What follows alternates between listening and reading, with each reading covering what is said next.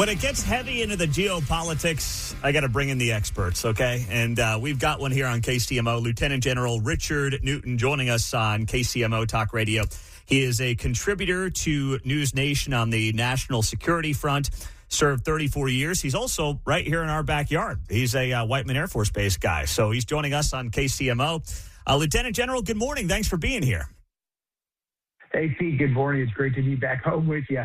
Love having I'm you. down here in South Florida, but love that area and love that part of the country. That's fantastic. Well, let's just start off with the Venezuela story, especially after yesterday we find out the president saying 30 to 50 million barrels of oil going to be coming our way in this deal. How do you perceive that from a national security front, and what you think the geopolitics of that side of the national story of the week is all about? Well, that's certainly President Trump offering more detail to date regarding the path forward in Venezuela. I think that's a good sign, frankly. And the fact is that it's one thing that we did a remarkable operation on early Saturday morning, and fast forward to today. The key question here, kind of in your question, is the next steps. And I think really the bottom line here, there's an oil economic aspect to this. There's U.S. national security interest aspect to this. In terms of our new national security strategy and emphasis on Western Hemisphere and so forth. But there's also characterizing the way forward and how we're going to deal with what is now President Rodriguez. She is leading the current regime in Venezuela. Secretary Rubio has been key here, by the way, insisting that that Venezuela acts in accordance with directives by the United States. That would include, certainly our political objectives, but our U.S. national security objectives.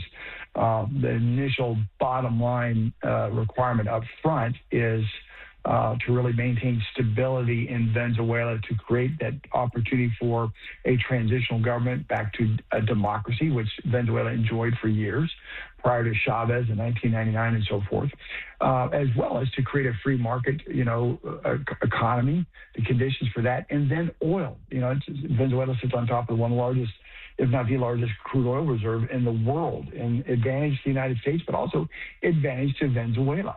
And that's what President Trump is talking about with regard to up to 30 to 50 million barrels of oil. But long way to go here, lots to unpack, but that's where we're headed. Okay. Now, I got to dive into the Greenland thing as well, because that's been top of mind here over the last 24 hours since, I guess, Marco Rubio, this was an exclusive in the Wall Street Journal, basically said, we're looking at a deal, and we want to see whether or not there's something to be had there. And this is what the Wall Street Journal had yesterday in their exclusive. Rubio tells lawmakers Trump aims to buy Greenland, downplays military action. So what is the strategic reason for why Greenland would even be attractive to the United States? Well, first and foremost, Greenland is really under the auspices of Denmark, Denmark being a founding member of NATO back in 1949 and a very close ally of ours.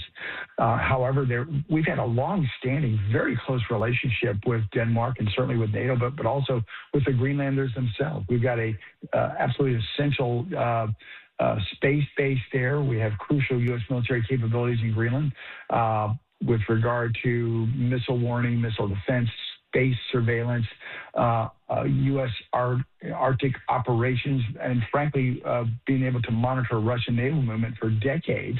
But now there's growing interest in the Arctic region, specifically with Russia and China.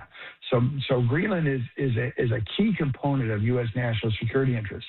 I believe we have an opportunity here, and I think Greenland would agree, and perhaps Denmark, is that we, again, rather than feuding over Greenland with Denmark and NATO, and to kind of give Putin a wedge to divide the United States and Europe, to his benefit, I think we've got the opportunity, frankly, to create growing diplomatic and certainly economic ties with Greenland, and to expand our military footprint there to the benefit not only of U.S. national security interests, but NATO as well. And Denmark has said so much in that regard. So I think we've got opportunity here. What I'm concerned about, any of this bluster discussing about taking over Greenland from a military standpoint or military invasion, first is a bad idea. It sets back U.S. national security interests, and I think it finally, frankly, makes us look like a bully in the midst of a very challenging global security environment with regard to Russia and Ukraine, regard to China ever growing now, specifically in the South China Sea with their military capabilities, and certainly with what have become much closer ties and I think turning the corner in the right direction with regard to the Mideast. We just don't need to create this divot on the putting green, if you will, of trying to have any bluster at all about talking about us, taking over Greenland militarily. All right, Lieutenant General Richard Newton is here on KCMO Talk Radio. I've seen those headlines, as I'm sure you have, like the administration does not rule out military action in Greenland. I perceive that, and you tell me how you feel about this.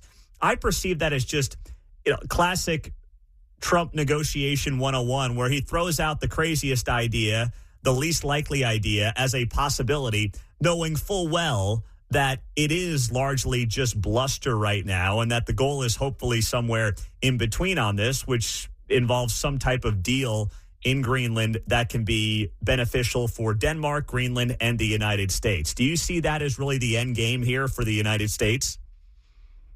I think so, and I hope so. And by the way, hope is not a strategy. Wall Street Journal, you probably have read the same piece, talks about that. Is this just Trump bluster?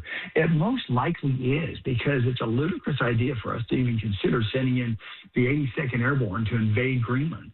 But I believe it is. It's to position the United States from Trump's transactional act, oversight of U.S. national security and international foreign policy measures. He's done this before, effectively, by the way, but is probably to set up continuing dialogue and discussions with regard to expanding our footprint and our role, both economically, certainly going after minerals, militarily, national security-wise, expanding our military footprint on Greenland and so forth. What we don't need to be doing, however, is doing this in a way that bluster, creates a wedge. What we need to be using is diplomacy, economics engagement, soft power, and so forth. And I think that's where we're headed here. I would certainly advise the administration to put the brakes on this whole notion of a military engagement with Denmark over Greenland. That's a bad idea. Yeah, and I think you're right to note that seems like it's highly unlikely, but I guess you never say never. What the last thing, Putin, I guess a lot of this too ties into Russia. What is the Putin angle on this and why that matters? Well, first and foremost, Putin is still in his arsenal. He's the largest nuclear weapons arsenal in the world. That's his big stick. Now, what we have now discovered after nearly 4 years of invasion, the largest land invasion of Europe since World War II against Ukraine. Military is not very capable. However, he still has trying to grow Russia's influence around the world, especially up in the Arctic region with regard to the sea lanes for both shipping and submarines, with regard to minerals, and that being a very strategic area, not only for Russia, but now they're partnering in an alliance with China as well. And so what he's trying to do is expand, Russian influence, and that's a great area to do so. But the fact that the United States, to go back to our previous commentary with regard to, the Trump administration using some bluster with regard to military invasion, he's looking to create wedges wherever he can, Pete, between the United States and NATO in the throes of really what's been a strong resistance, certainly from Ukraine's standpoint, militarily on the battlefield, but a very tight and growing relationship between the United States and NATO. So he's looking for any type of wedge he can create here.